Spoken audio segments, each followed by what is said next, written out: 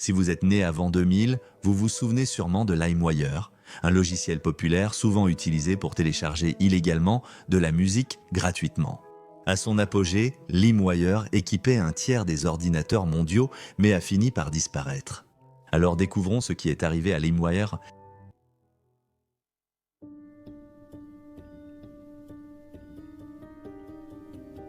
Il est important de comprendre ce qu'était LimeWire, car la plupart des utilisateurs ignoraient now son fonctionnement. LimeWire était une plateforme de partage de fichiers peer-to-peer, différente du téléchargement traditionnel. Au lieu d'un navigateur web pour trouver des fichiers sur un serveur, on utilisait un logiciel pour les rechercher sur les ordinateurs d'autres utilisateurs. Ces ordinateurs, appartenant à des personnes ordinaires, étaient appelés pairs plutôt que serveurs, bien que leurs fonctions soient similaires. Un fichier pouvait être hébergé sur un disque dur et téléchargé par d'autres. Ensuite, ces nouveaux utilisateurs pouvaient héberger le même fichier sur leur disque dur, ce qui permettait aux autres de le télécharger plus rapidement. Cette approche communautaire du partage de fichiers offrait plusieurs avantages. C'était entièrement gratuit, sans restriction d'entreprise, et vous pouviez accéder à presque tout depuis chez vous. Mais il y avait un problème. Distribuer des fichiers protégés par des droits d'auteur était illégal et la grande majorité des utilisateurs partageaient et téléchargeaient du contenu protégé comme de la musique, des films, des séries télévisées, des jeux vidéo et des logiciels. Mais il n'y avait pas que LimeWire. Napster, Kazaa, BearShare, Winamix, Morpheus, Grokster et d'autres utilisaient tous le partage de fichiers peer-to-peer, ce qui poussait souvent les utilisateurs à distribuer illégalement du contenu protégé par droit d'auteur. Si ces applications étaient illégales, comment pouvaient-elles exister? En fait, le logiciel en lui-même n'était pas illégal. Il n'y avait rien de mal à partager des fichiers avec d'autres tant que les utilisateurs possédaient les droits d'auteur. Grâce à cette protection, les applications peer-to-peer étaient légales et sont devenues populaires. Bien que la majorité des utilisateurs violaient la loi sur le droit d'auteur, les détenteurs de contenu lançaient rarement des poursuites car il était mal vu que les artistes attaquent leurs fans. En fait, Metallica a tenté de poursuivre Napster pour violation du droit d'auteur en 2000 et ils ont reçu un énorme retour de bâton car NetPD, une société de conseil en ligne engagée par Metallica, a produit une liste de plus de 335 000 utilisateurs de Napster qui auraient partagé les chansons du groupe en ligne. Cet acte a suffi à répandre de fausses affirmations selon lesquelles Metallica poursuivait ses fans, suscitant l'indignation et des vidéos virales critiquant le groupe comme riche, cupide et vendu.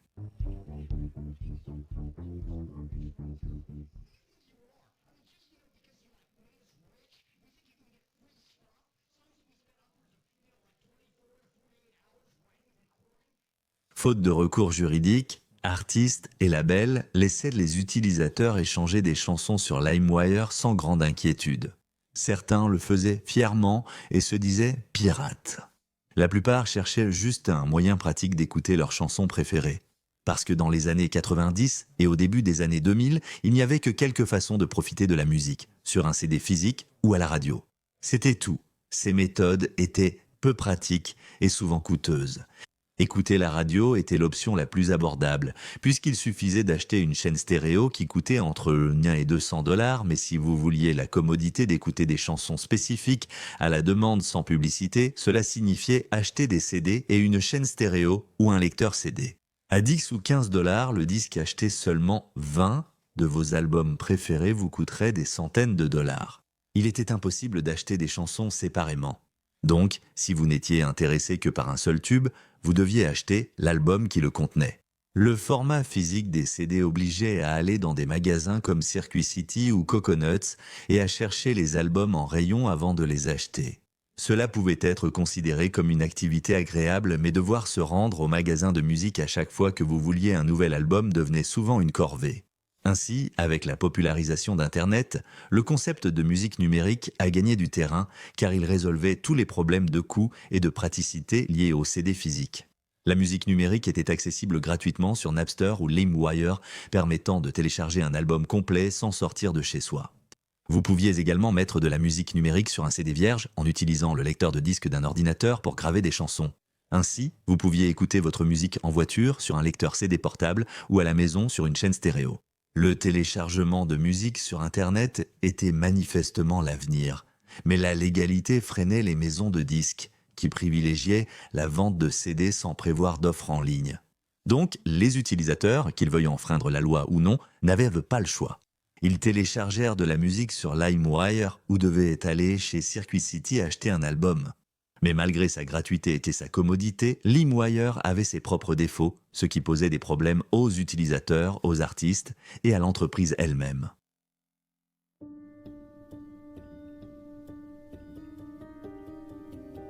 Les atouts de LimeWire l'ont aussi fragilisé. C'était une plateforme gratuite et non réglementée où l'on partageait musique, films, photos, logiciels, mais aussi virus, malware et spyware souvent cachés derrière des noms de fichiers anodins. Ces menaces étaient invisibles pour l'utilisateur moyen de LimeWire qui téléchargeait apparemment une chanson populaire mais exposait en fait son ordinateur à une cyberattaque. L'infection survenait souvent discrètement à l'insu de l'utilisateur. Certains de ces programmes malveillants étaient de simples nuisances, ralentissant les ordinateurs, modifiant le navigateur ou affichant des publicités. D'autres étaient dangereux, volant des données personnelles, enregistrant les frappes clavier et donnant parfois le contrôle du système à une entité extérieure. Au total, on estime que les virus et logiciels malveillants provenant de LimeWire ont infecté des millions d'ordinateurs, rendus possibles par le système décentralisé de partage entre pairs de la plateforme, qui facilitait la propagation rapide des fichiers infectés sans aucun moyen d'intervenir ou d'empêcher leur diffusion. LimeWire est ainsi devenu un terrain propice à la cybercriminalité, et la plateforme présentait aussi des problèmes pratiques. Parfois, les fichiers étaient mal étiquetés, ce qui entraînait de la confusion chez les utilisateurs, mais aussi de la frustration pour les artistes, qui étaient crédités pour des chansons qu'ils n'avaient pas créées. Cela arrivait si souvent à l'artiste parodique Weirdo Yankovic que la première question de sa foire aux questions était « Beaucoup de parodies circulent sur Internet et sont attribuées à Al, alors qu'elles sont en réalité d'autres auteurs. Certains titres sont inadaptés à un site familial, ces chansons ne viennent pas d'Al. » Si vous voulez vérifier si une chanson était réellement d'Al, consultez la page du catalogue. Il y avait aussi de la confusion concernant la qualité des fichiers musicaux. Après avoir téléchargé un album, les utilisateurs constataient souvent que la qualité sonore était si mauvaise que les chansons étaient inaudibles. Les gens téléchargeaient un album de plusieurs sources, comparaient la qualité, gardaient la meilleure et supprimaient les autres. Mais une fois les chansons dans une bibliothèque musicale, il y avait un autre problème, les métadonnées manquantes. La plupart des gens mettant des albums sur LimeWire n'ajoutèrent pas d'infos comme la pochette, la date, le label ou le nom de l'album. Certains fichiers n'avaient pas les titres des chansons et étaient nommés piste 1, piste 2, etc. Cela signifiait que, pour éviter d'avoir une bibliothèque musicale désorganisée et impossible à parcourir ou à rechercher, les utilisateurs devaient saisir manuellement les métadonnées de chaque chanson, ce qui pouvait prendre beaucoup de temps, surtout pour ceux qui avaient des centaines d'albums. LimeWire était conscient de ces problèmes, qu'il s'agisse de virus, d'attribution incorrecte ou de fichiers de mauvaise qualité, mais il n'avait aucun contrôle sur ce que les gens mettaient en ligne. Donc, il ne pouvait pas modérer les fichiers ni bannir les utilisateurs malveillants. LimeWire a remplacé cela par un système de notation de 1 à 5 étoiles permettant aux utilisateurs d'identifier plus facilement virus et fichiers de mauvaise qualité avant de télécharger. Mais cela ne fonctionnait qu'en partie, car beaucoup de fichiers malveillants livraient la chanson ou le film attendu tout en infectant discrètement le système. Cela rendait difficile l'identification du fichier pouvant contenir le virus, même si, dans l'ensemble, le système de notation aidait à distinguer les fichiers de mauvaise qualité des versions de meilleure qualité. Bien que LimeWire ait éliminé beaucoup d'inconvénients des CD, il a aussi engendré de nouveaux problèmes dus au partage de fichiers non réglementés. Cela a donné à d'autres entreprises l'opportunité de faire quelque chose de similaire à LimeWire, mais dans un environnement plus sûr et plus contrôlé.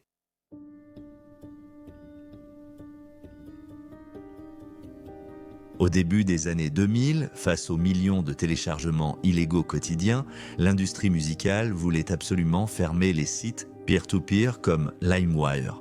Leur méthode la plus utilisée était les poursuites judiciaires, car en 1999, la Recording Industry Association of America, ou Recording Industry Association of America, avait remporté un procès contre la plateforme de partage de fichiers Napster qui a déjà été contrainte de fermer en 2000, seulement 2 ans après sa création. Donc, la Recording Industry Association of America a adopté la même approche avec LimeWire, mais il savait que prouver la violation du droit d'auteur serait plus difficile. LimeWire a été développé durant le procès Recording Industry Association of America, Napster, donc son fondateur Mark Gordon savait surtout ce qu'il fallait éviter lors de la création d'une plateforme de partage de fichiers peer-to-peer. Il a pu concevoir le logiciel de manière à éviter les problèmes juridiques qui avaient fait tomber Napster. Cela a été accompli en rendant LimeWire complètement décentralisé, ce qui signifiait qu'il ne stockait, ne gérait, ni ne transférait aucun fichier. Napster, en revanche, était centralisé et facilitait tous les transferts de fichiers via un serveur qui leur appartenait. Comme Napster avait un contrôle direct sur le processus de partage de fichiers, ils ont facilement été tenus responsables de la distribution de matériel protégé par des droits d'auteur. Mais en raison de la décentralisation de LimeWire, la Recording Industry Association of America a eu plus de mal à monter un dossier contre eux. C'est pourquoi, bien que la plateforme ait été lancée en 2000, LimeWire n'a pas reçu de poursuite pendant plus de 6 ans. La plateforme a ainsi eu le temps de se développer et a rapidement gagné des millions d'utilisateurs chaque année. Cela a causé des centaines de millions de téléchargements illégaux de musique par an, coûtant des milliards à l'industrie musicale. En fait, depuis la sortie de LimeWire en 2000, les ventes d'albums ont commencé à chuter pour la première fois depuis l'invention des CD au début des années 80. Les clients faisaient clairement savoir qu'ils préféraient obtenir leur musique en ligne, que ce soit légal ou non. L'industrie musicale devait répondre au piratage par autre chose que des poursuites judiciaires, car lorsqu'ils parvenaient à fermer une plateforme de partage de fichiers comme Napster, une nouvelle comme LimeWire prenait simplement sa place. Les grandes maisons de disques se sont donc mises au travail pour créer une alternative légale au piratage, et en 2001, elles ont lancé 2 plateformes de musique en ligne, MusicNet, qui était une coentreprise entre les maisons de disques Warner Music Group, BMG, Electric and Musical Industries et une société de logiciels appelée Real Networks. C'était un service par abonnement qui donnait aux utilisateurs accès à une bibliothèque d'environ 100 000 chansons sous licence pour 9,95 $ par mois. Mais il y avait un hic. Les utilisateurs ne pouvaient pas télécharger les chansons, ce qui était essentiel au début des années 2000. À l'époque, le Wi-Fi était quasi inexistant et les appareils pour écouter de la musique, comme les chaînes Séguin stéréo, lecteurs MP3 ou CD, n'avaient pas Internet et ne pouvaient donc pas profiter du streaming musical. Les utilisateurs devaient télécharger des chansons et souvent les graver sur des disques. Le problème, c'est qu'ils ne pouvaient pas faire ça avec MusicNet. Les utilisateurs pouvaient télécharger des chansons pour 19,95 $ par mois, mais sans possibilité de les graver ni de les transférer sur un lecteur MP3. C'était parce que les maisons de disques verrouillaient les fichiers musicaux avec des restrictions de gestion des droits numériques, ou gestion des droits numériques pour empêcher le piratage.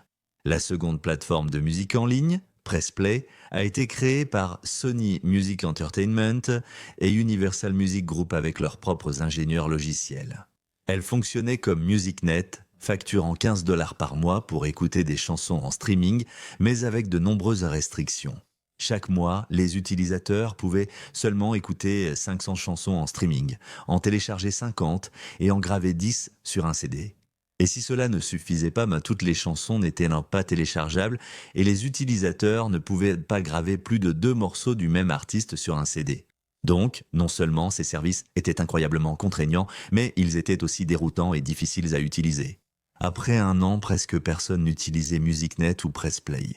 Le piratage avait atteint un niveau record, tandis que les ventes d'albums continuaient de chuter.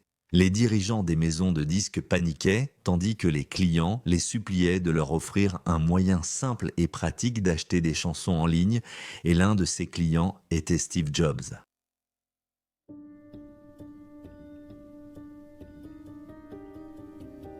Frustré par la façon dont les maisons de disques géraient ce piratage, Steve Jobs a appelé le dirigeant Paul Widisch chez Warner Music Group pour se plaindre de tout ce qu'il faisait la mal avec MusicNet et de l'incompétence de l'industrie musicale. Il a expliqué que les meilleurs ingénieurs logiciels travaillaient pour des entreprises de technologiques comme Apple et non dans l'industrie musicale. Ainsi, pour concurrencer LimeWire, les maisons de disques devaient s'associer à Apple et obtenir la meilleure boutique de musique en ligne. Steve Jobs a exposé l'idée de l'iTunes Music Store pendant que Widisch l'écoutait attentivement. Il a dit « C'est ce qu'il nous faut ». Apple a donc développé une version bêta du logiciel pour la présenter aux dirigeants de l'industrie musicale et les convaincre de quitter MusicNet et Pressplay au profit d'Apple. Le concept de l'iTunes Music Store était assez simple. Il serait intégré au lecteur de musique iTunes déjà existant d'Apple, qui fonctionnait sur tous les Macintosh, et serait disponible sur Windows lors du lancement du Music Store, rendant ainsi la plateforme accessible à pratiquement tous les utilisateurs d'ordinateurs sur Terre. Les utilisateurs verraient d'abord cela en ouvrant iTunes, avec une navigation facile. Steve Jobs a insisté sur le fait que les utilisateurs ne voulaient pas louer ou diffuser leur musique, ils voulaient la posséder, la télécharger et faire tout ce qu'ils pouvaient avec leurs chansons iTunes, comme avec des chansons provenant de CD physiques, comme les graver sur autant de disques qu'ils le souhaitaient, copier des chansons sur des lecteurs de musique, comme les iPods, et transférer des chansons vers d'autres ordinateurs. Et proposer uniquement des albums n'était pas suffisant. Le piratage avait rendu les téléchargements de chansons individuelles plus populaires. iTunes devrait concurrencer en rendant les chansons disponibles à l'achat individuellement, à un prix abordable de 99 centimes chacune. Les dirigeants de l'industrie musicale ont adoré la simplicité de l'iTunes Music Store. C'était quelque chose que tout le monde pouvait utiliser sans grande courbe d'apprentissage. La base d'Apple de près d'1 million d'utilisateurs d'iPod garantissait l'intérêt pour la boutique dès son lancement. Mais un gros problème persistait. Les maisons de disques voulaient les mêmes restrictions gestion des droits numériques sur les chansons achetées sur iTunes que sur MusicNet et PressPlay. Plus précisément, l'impossibilité de les copier sur des CD, d'autres ordinateurs et plus d'un lecteur de musique. Steve Jobs ne comprenait pas cette approche. Il pensait que les chansons achetées sur iTunes devaient être aussi flexibles que celles sur CD. Mais les dirigeants de l'industrie musicale n'étaient pas d'accord. Les deux parties ont donc trouvé un compromis et se sont entendus sur une solution appelée Fairplay, un logiciel de restriction-gestion des droits numériques créé par Apple qui imposait certaines limites destinées à prévenir le piratage, comme l'autorisation d'un maximum de 5 ordinateurs pour lire la musique achetée par l'utilisateur, la possibilité de transférer les chansons uniquement vers des lecteurs de musique iPod, la possibilité pour un utilisateur de graver une playlist sur un maximum de 7 CD, et l'impossibilité de partager la musique avec les appareils ou ordinateurs d'autres personnes. Cela signifiait que les chansons d'iTunes étaient plus restrictives que celles copiées à partir d'un CD physique, mais les utilisateurs bénéficiaient de beaucoup plus de liberté qu'avec MusicNet ou PressPlay. Apple ayant convaincu les 5 principales maisons de disques de vendre tout leur catalogue sur iTunes, la plateforme proposait plus de 200 000 chansons à son lancement, soit plus du double de tout autre magasin de musique en ligne. En 2003, le service a été lancé pour Mac et Windows aux États-Unis. Lors de son introduction, Jobs a déclaré « Nous pensons que 80% des gens qui volent ne le veulent pas vraiment. Aucune alternative légale n'existe. La meilleure façon de lutter contre le piratage est de lui faire concurrence plutôt que de poursuivre les gens pour vol. » Il semblait avoir raison, car l'iTunes Music Store a atteint 1 million de téléchargements dès sa première semaine, une croissance plus rapide que toute autre plateforme musicale en ligne auparavant. Pendant les 3 dernières années, LimeWire avait existé sans réelle concurrence, mais avec l'arrivée d'Apple sur le marché, cela allait changer.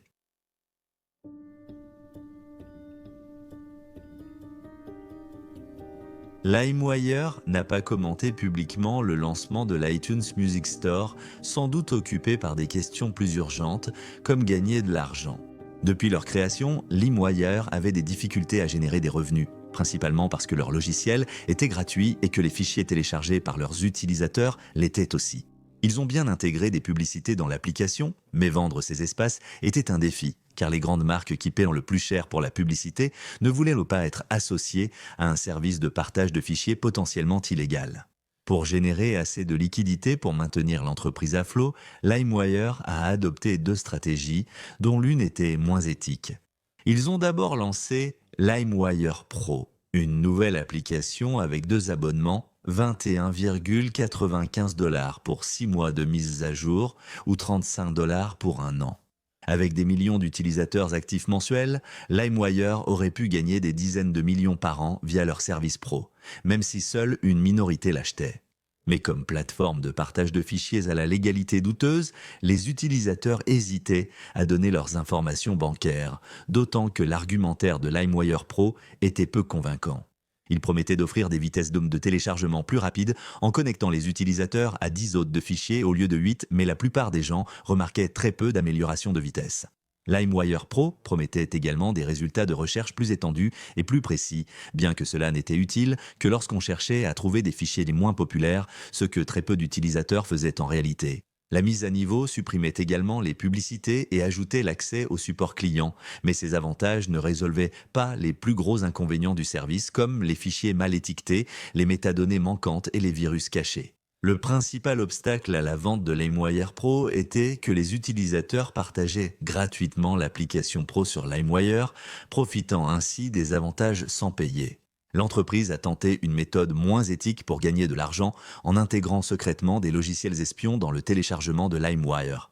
Ils ont débuté avec LimeShop, un logiciel de Moxie Interactive pour le marketing d'affiliation. Il fonctionnait en s'installant sur les ordinateurs des utilisateurs à leur insu, puis en suivant leurs habitudes de navigation et d'achat en ligne. LimeShop affichait des publicités et pop-up que les utilisateurs fermaient, puis les redirigeait vers des sites affiliés, permettant à LimeWire de percevoir des commissions lors d'achats en ligne. LimeWire gagnait ainsi de l'argent, mais cela a coûté la confiance des utilisateurs qui ont fini par découvrir LimeShop sur leurs ordinateurs et son origine. Beaucoup ont essayé de désinstaller LimeWire pour supprimer LimeShop, mais cela n'a pas fonctionné. Bien qu'ils aient été téléchargés ensemble, les logiciels ne pouvaient pas être supprimés ensemble, provoquant une réaction négative des utilisateurs qui ont demandé à LimeWire de cesser d'inclure des logiciels espions et de faciliter la suppression de LimeShop. En 2004, l'entreprise a promis de ne plus ajouter d'autres logiciels à LimeWire. LimeWire s'est retrouvé en difficulté. Leur application Pro rapportait peu, ils avaient perdu les revenus d'affiliation de LimeShop et trahi la confiance des utilisateurs envers leur entreprise. Ils devaient maintenant gérer deux crises, une de relations publiques et une financière. Tout cela pendant que l'iTunes Music Store fêtait son premier anniversaire avec plus de 70 millions de chansons vendues.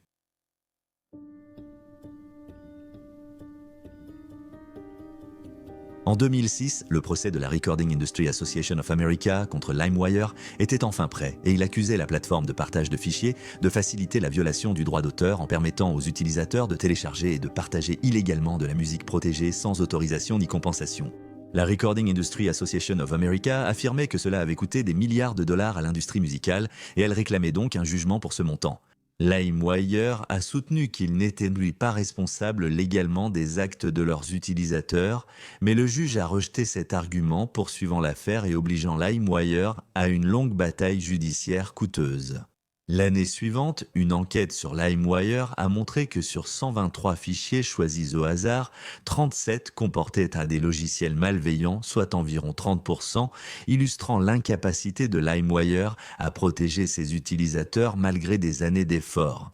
C'était à une époque où la confiance dans l'entreprise était au plus bas. LimeWire voyait ses utilisateurs partir vers des services légaux comme iTunes et Amazon MP3 qui offraient eux des chansons abordables sans risque pour la vie privée ou de malware. LimeWire a reconnu qu'ils devraient changer radicalement leur stratégie commerciale s'ils voulaient avoir une chance de survivre. Ils se sont donc tournés vers un visage familier pour obtenir des conseils, Napster, l'entreprise qui avait commencé comme un site de partage de fichiers peer-to-peer et qui s'était transformé avec succès en une plateforme de streaming musical légitime. LimeWire voulait suivre une voie similaire et concurrencer iTunes en proposant leur propre boutique de musique. Mais il y avait un problème. Vendre de la musique légalement nécessitait des licences auprès des maisons de disques qui poursuivaient LimeWire. Comme vous l'imaginez, elle n'était pas vraiment coopérative. Donc, LimeWire a été contraint de travailler avec des labels de musique indépendants qui n'étaient pas impliqués dans le procès, des labels qui n'avaient pas d'artistes populaires. Ainsi, à son ouverture en 2008, la boutique LimeWire a peu séduit car les chansons recherchées n'étaient pas proposées. Au fil des 2 ans suivants, LimeWire est devenu de plus en plus désespéré. Il n'avait aucune chance contre le procès de la Recording Industry Association of America et les utilisateurs quittaient la plateforme. Donc, avec peu d'options restantes, LimeWire a recommencé à inclure des logiciels publicitaires qui avec leurs fichiers de téléchargement, revenant ainsi sur leurs promesses faites aux utilisateurs en 2004. Il s'agissait d'une barre d'outils Ask.com qui versait une commission à LimeWire à chaque installation ou utilisation pour des recherches. Les utilisateurs étaient informés de la barre d'outils Ask.com lors de l'installation de LimeWire, mais cette information était souvent cachée et la barre était désélectionnée par défaut. Ceux qui ne faisaient pas attention à l'installation voyaient la page d'accueil et le moteur de recherche de leur navigateur remplacé par Ask.com. Cela a encore suscité un tollé chez les derniers utilisateurs de LimeWire, lassés d'être trompés et trahis.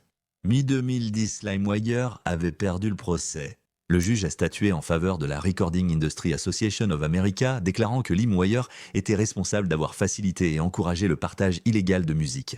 Ils avaient jusqu'à la fin de l'année pour fermer leur service de partage de fichiers et arrêter de distribuer leur logiciel. LimeWire a accepté de se conformer, marquant la fin d'une opération qui a duré une décennie. Mais quelque chose d'étrange s'est produit juste un mois avant la fermeture de LimeWire. Un groupe secret de développeurs a publié LimeWire Pirate Edition, une version de LimeWire Pro fonctionnant sans les serveurs de LimeWire. Les gens pouvaient continuer à utiliser LimeWire même après la disparition de l'entreprise. Les plateformes de partage de fichiers peer-to-peer ont toujours été l'hydre des logiciels. En couper une, en fait, surgir d'autres. Mais leur popularité a fortement chuté ces 20 dernières années à cause de services comme iTunes, Music Store, Spotify et Apple Music qui proposent des moyens abordables et pratiques d'écouter de la musique. Merci d'avoir regardé jusqu'au bout, à la prochaine vidéo.